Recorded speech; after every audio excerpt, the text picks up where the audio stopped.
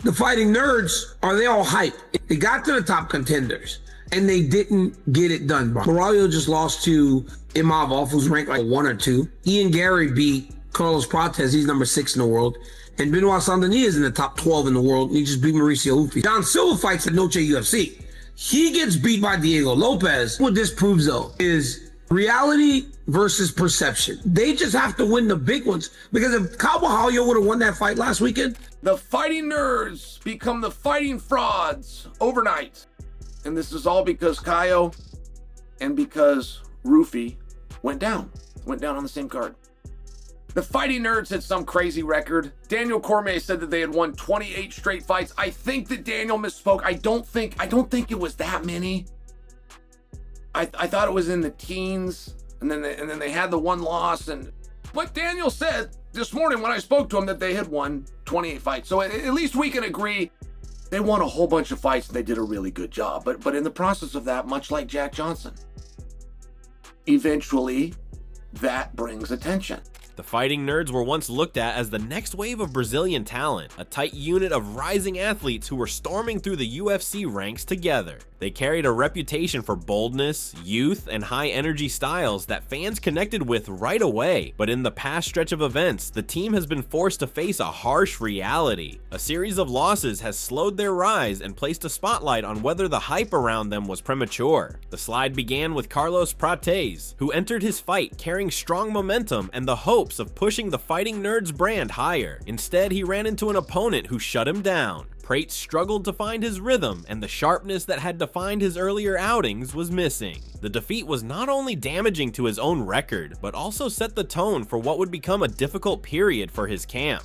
For a team that prided itself on collective momentum, Prates' loss was the first sign of cracks in the foundation. Not long after, Rufi stepped in, hoping to restore some of that momentum. Known for his fearless style and offensive output, he was expected to bring excitement and maybe even erase the memory of Prates' setback. Instead, he too fell short. Rufi's opponent matched his aggression and exposed defensive lapses that left him vulnerable throughout the fight. By the end, another loss was added to the Fighting Nerds record, leaving the team with consecutive defeats and raising questions about whether their rapid climb was starting to hit a ceiling. Things grew even tougher when Caio Baralho, one of the team's most prominent names, faced Nassourdine Imavov. Baralho had been unbeaten in the UFC and was seen as the Nerds' breakout star, someone who could break into the top tier and carry the team's reputation further. But against Imavov, his pressure and confidence were neutralized. Imavov fought a disciplined, technical fight that left Baralho frustrated and unable to impose his will. The result was a clear defeat, and it stung badly because it was supposed to be Baralho's showcase moment. Instead of rising toward a title picture, he was sent back down the ladder, and with him, the team's aura took another hit. The most recent and perhaps most symbolic defeat came when John Silva went up against Diego Lopez. Silva had quickly become one of the most exciting fighters from the group, gaining attention with his power and relentless pressure. Yet Lopez, composed and precise, used his striking and timing to take control and finish Silva. This was a crushing blow, not only because Silva was seen as a future star, but because it felt like the final chapter in a run of defeats that turned the Fighting Nerds from rising stars into a team in crisis. However, after his win, Diego Lopez admitted he was surprised by Silva's reaction in the cage, saying he felt a punch to the back of his head in the heat of the moment, but brushed it off as frustration from Silva after losing. Lopez explained that Silva's corner had been shouting insults before the fight, telling him he would be knocked out and taunting him constantly. That was why after the victory, he jumped on the cage and flipped them off, directing the gesture at Silva's Ukrainian training partners. Lopez said he wasn't going to pay the price for his opponent's emotions, stressing that this was his moment to celebrate. When asked what advice he would give Silva after his first UFC loss, Lopez kept it short. Maybe train more, talk less. What was that emotion like right after the fight? It looked like he maybe tried to punch you. What was going on there? Yeah, it's like I'm surprised with this too. Like I feel the punch in my back of my head. I'm turning on. It's like he jump puts me in the back of my head. No, I don't understand for why.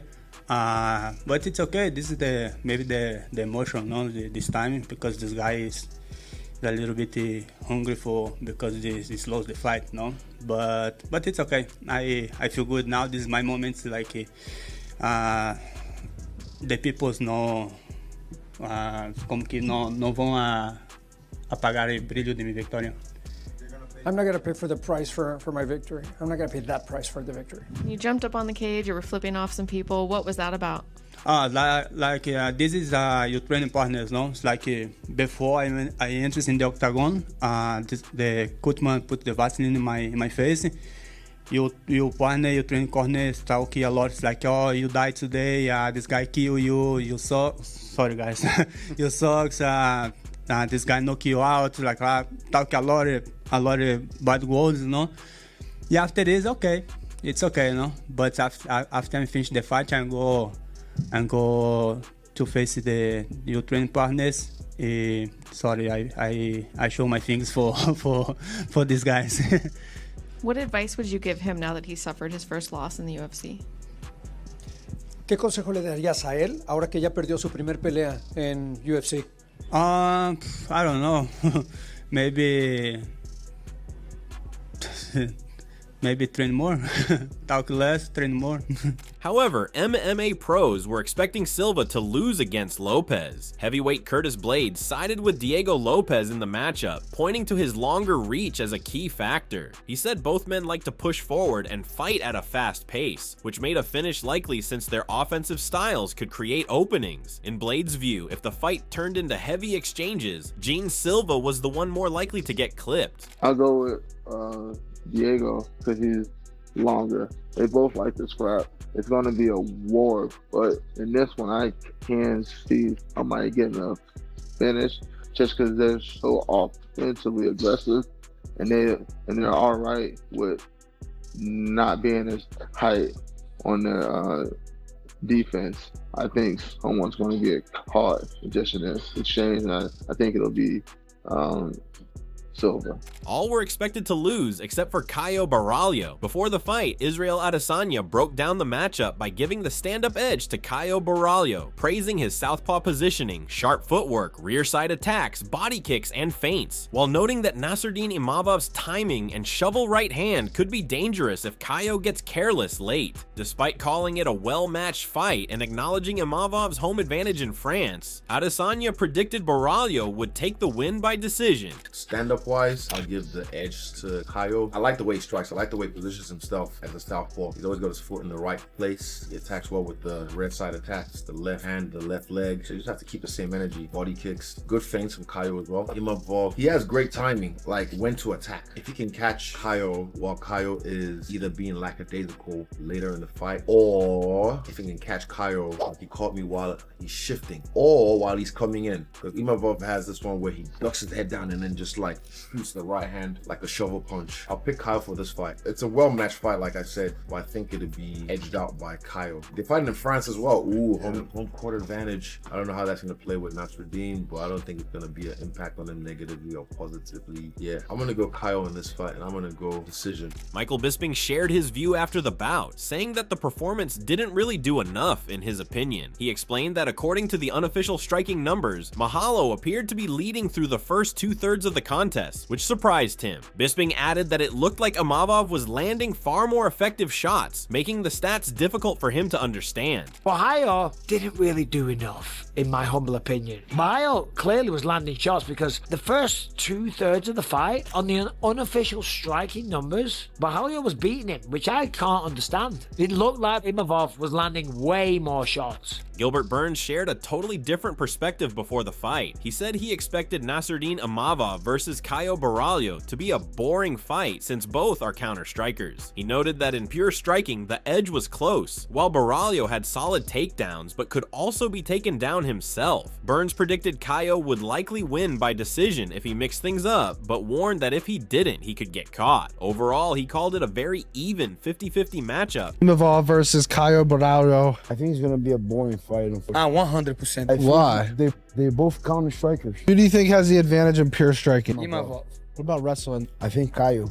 Imavov has good takedown defense, but he might get taken down. But I just think Kyle wins by decision. If he mix it up, if he doesn't mix, he might get caught on Imavov. It's a very even matchup, though. I think it's literally 50-50. However, coming back to John Silva, he himself talked about the downfall of the Fighting Nerds. John Silva admitted after the fight that his emotions got the better of him, especially in the second round when he rushed forward without staying connected to his team's strategy. He took full responsibility for the defeat, noting it ended with just 13 seconds left. Silva acknowledged that 3 Fighting Nerds teammates, himself, Kaio, and Ruffy, had all lost in a row, suggesting they might be making similar mistakes. He said the group would hold a meeting to figure things out and improve, promising that regardless of outside opinions, they will come back stronger.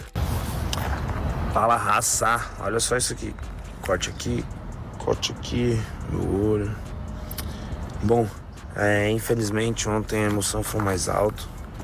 Tava indo bem no segundo round ali, acabei indo pra cima com tudo, a vontade de sair na mão. Enfim, acabei jogando sozinho, não estava conectado com o meu time, então essa responsabilidade é toda minha nessa derrota. Era para ser, faltando 13 segundos e vamos embora. De uma coisa vocês têm razão, fomos três Fight Nerds que perdeu em seguida, então os 3 devem estar cometendo erros parecidos. Então, com certeza vamos fazer uma reunião, eu, Caio, Ruff, e achar isso e melhorar. Quem gosta ou não, sinto muito, mas a gente vai voltar. Moreover, Daniel Cormier questioned whether the Fighting Nerds were overhyped, pointing out that while they had reached big opportunities, they failed to deliver. He noted that Caio Borralho just lost to Nassourdine Imavov, who is ranked near the top. Ian Gary beat Carlos Prates while sitting at number 6 in the world, and Benoit Saint-Denis, a top 12 fighter, defeated Mauricio Ruffy. On top of that, John Silva was stopped by Diego Lopez. For Cormier, this showed the difference between perception and reality. The Nerds are talented, but they must win the biggest fights. He added that if Borralho had won last weekend, nobody would be questioning them, stressing that the group is not hype. They just need to prove themselves at the highest level. The Fighting Nerds, are they all hype? They got to the top contenders, and they didn't get it done. Borralho just lost to Imavov, who's ranked like 1 or 2. Ian Gary beat Carlos Prates, he's number 6 in the world. And Benoit Saint-Denis is in the top 12 in the world, and he just beat Mauricio Ruffy. John Silva fights at Noche UFC. He gets beat by Diego Lopez. What this proves, though, is reality versus perception. They just have to win the big ones, because if Borralho would have won that fight last weekend, we wouldn't even be having this conversation. The Nerds are not hype. The Nerds are awesome. Furthermore, Chael Sonnen reacted strongly to the coverage of the Fighting Nerds, saying a headline calling them fighting frauds after Caio Borralho and Mauricio Ruffy lost on the same card was unfair and showed how cold the fight business can be. He reminded people that the team had built an impressive win streak, with Daniel Cormier even claiming it was 28 straight, though Sonnen believed the real number was lower, likely in the teens. Either way, he stressed that the Nerds had put together a remarkable run that naturally drew attention, and one night of setbacks shouldn't erase what they had accomplished. The Fighting Nerds, I saw this headline, it made me so mad. Sometimes I see these headlines and I get so mad at the lack of fairness that we have in our industry. It's a very cold business. I'm part of it, but it's a very cold business. The Fighting Nerds become the fighting frauds overnight. And this is all because Kaio and because Ruffy went down on the same card. The Fighting Nerds had some crazy record. Daniel Cormier said that they had won 28 straight fights. I think that Daniel misspoke. I don't think it was that many.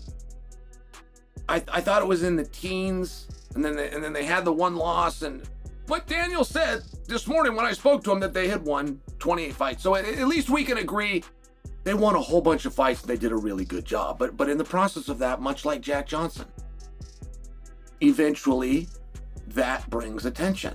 Lastly, Ariel Helwani pointed out that critics are already saying the Fighting Nerds are finished after going 0-3 in just 7 days, with Mauricio Ruffy, Caio Baralho, and John Silva all suffering defeats. He noted how Diego Lopez stayed calm and composed during fight week, while Silva was overly emotional and confrontational, which highlighted the contrast between them. Helwani also emphasized that Lopez has quietly become one of the top contenders at 145 pounds, and Alexander Volkanovski's earlier victory over him now looks even more impressive as time goes on. And now everyone's saying once again the Fighting Nerds are dead.